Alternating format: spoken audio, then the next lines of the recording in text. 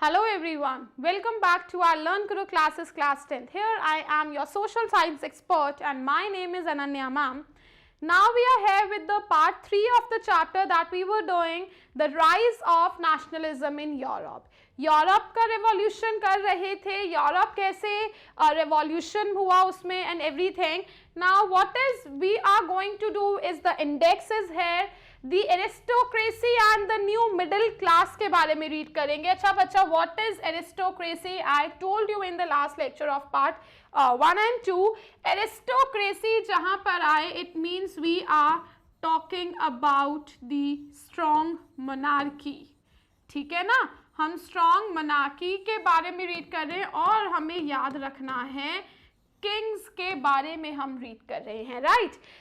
A new conservatism, ये M ना थोड़ा सा यहाँ पे जाएगा, ओके. न्यू कंजर्वेटिज्म, कंजर्वेटिज्म क्या होता है बच्चा? कंजर्वेटिज्म मीन्स कि अपनी लैंग्वेज के लिए, रिलीजन के लिए दे वो वेरी मच सेंसिटाइज कि हमारी लैंग्वेज डिस्ट्रॉय, हमारा जो एक कल्चर है वो डिस्ट्रॉय नहीं होना चाहिए. हु ऑल आर रेवोल्यूशनरीज, ये रीड करेंगे. उसके बाद लिबरलिज्म, लिबरलिज्म जहां पे वर्ड आता है we have to know freedom के बारे में, इकोनॉमिक फ्रीडम, पॉलिटिकल फ्रीडम, इन सब के बारे में. एक अग्रीमेंट साइन हुआ था, that was the treaty of Vienna. Vienna में एक अग्रीमेंट, एक ट्रीटी साइन हुई थी. एज ऑफ रेवोल्यूशन, रेवोल्यूशन कब हुआ था? Actually that was the age 1830 to 1848 तक क्या हुआ था, हम इसके बारे में पढ़ेंगे.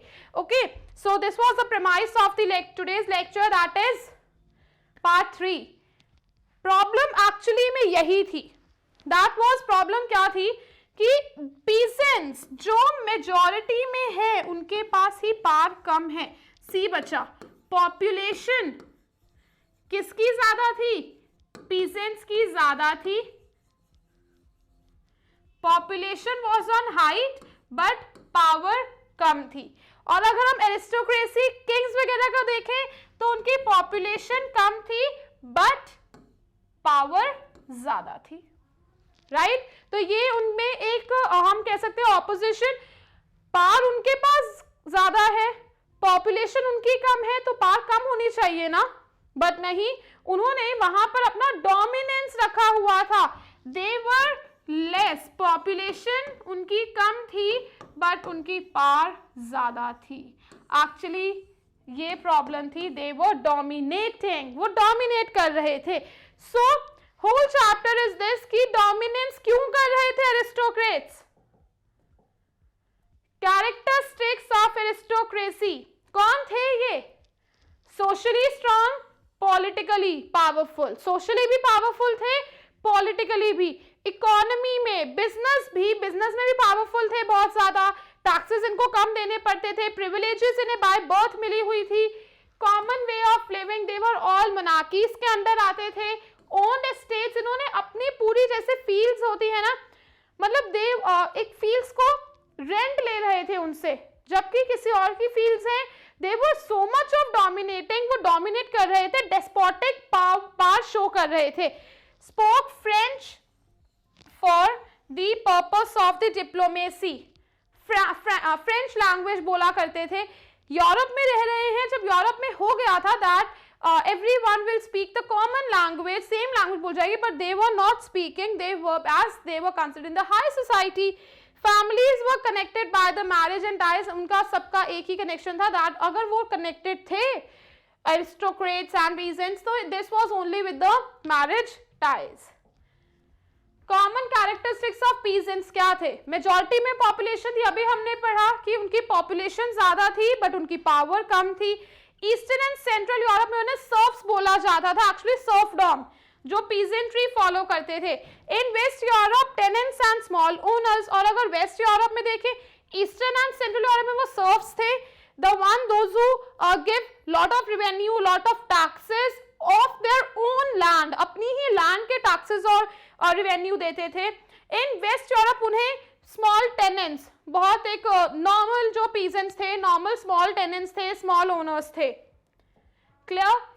अब इफेक्ट्स ऑफ इंडस्ट्रियलाइजेशन, जैसे जैसे इंडस्ट्रीज स्टार्ट हुई तो क्या उसका इफेक्ट हुआ यूरोप में, कैसे आया modernisation, new social class, society में अब एक न्यू क्लास इमर्ज हो रही थी, because people were now getting jobs, उन्हें जॉब मिल रही थी, एम्प्लॉयमेंट मिल रही थी, commercial class, working class, middle class, now all were against aristocratic, and ये सारे लोग जो थे मिडिल क्लास से, they were against aristocratic privileges, कि उन्हें प्रिविलेजेस नहीं मिलनी चाहिए, we are in majority, we should get privileges, became the force। अब यहां पर सब यूनिटी में आ गए, became the force of nationalism and unity, कि हम लड़ेंगे किसके लिए, अपनी यूनिटी, स्ट्रगल अपनी कंट्री के लिए। यहां पर they were now forced कि हमें अपनी कंट्री के लिए लड़ना है। Features of liberalism, and actually they fought for the liberalism, and what does it mean? Liberalism means freedom, अपनी फ्रीडम के लिए लड़ना उन्होंने शुरू किया। Now freedom, political liberalism, they were saying कि हमें पॉलिटिकल एम्पावरमेंट चाहिए, गवर्नमेंट हमारे अकॉर्डिंग बनेगी, गवर्नमेंट बाय कंसेंट, एरिस्टोक्रेसी को बिल्कुल खत्म करा जाए, किंग्स पावर को, एंड ऑफ क्लेरिकल, जो भी उन्हें प्रिविलेजेस मिली हैं खत्म किया जाए, एंड प्राइवेट प्रॉपर्टी राइट, हमें हमारी प्रॉपर्टी जो सर्फडम फॉलो करे थे उसे सर्फडम को अबॉलिश कर दिया जाए, हमारी प्रॉपर्टी है, we are having the right. And for middle class what they were saying, for middle class Latin word, इसका मतलब फ्री होता है, I said you that freedom, freedom for individual, कि इंडिविजुअल को अपनी उनकी अलग राइट, अपनी फ्रीडम मिलनी चाहिए, एंड दिस सेड इक्वालिटी लाई जाए, equality before the law.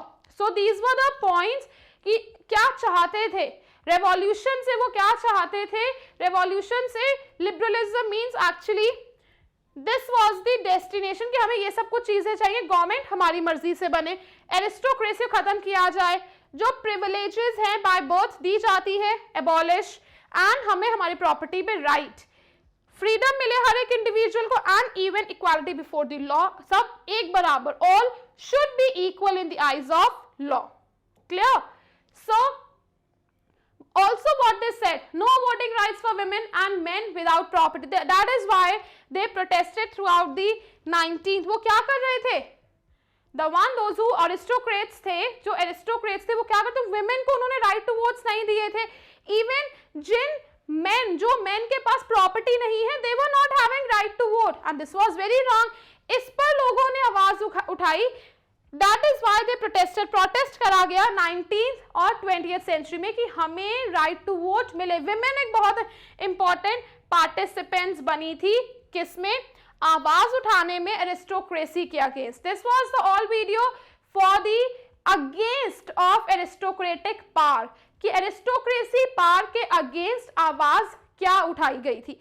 Women एक बहुत इंपॉर्टेंट पार्टिसिपेंट्स नहीं, they were actually asking for the liberalism. In this part, इसमें जो एक इंपॉर्टेंट टॉपिक रहा है, आई विल टेल यू बच्चा, ये जो लिबरलिज्म हमने पढ़ा है ये इंपॉर्टेंट था। एक्चुअली में वी कैन से कि ये 3 मार्क्स में आ जाता है generally liberalism. What do you mean by, question आता है, what do you, I will tell you, I'll write down the question, what do you mean by liberalism according to, this is the question जो generally आता है, political, economic, ठीक है ना, economic sphere, कि how can you say politically liberalism क्या होता है, political empowerment, right to vote, and economic की मार्केट को टैक्सेस फ्री करा जाए, security to the security for the export and import, जो भी एक्सपोर्ट है तो उन्हें सिक्योरिटी मिले। This is the question, generally 3 marks का आ जाता है question, right? So this was all your video lecture of 3rd part of Europe, nationalism in Europe. Stay tuned for the 4th part. I am there to answer all your queries. If you are having any, write down in the comment section. This was Ananya ma'am signing off. Keep learning, keep enjoying.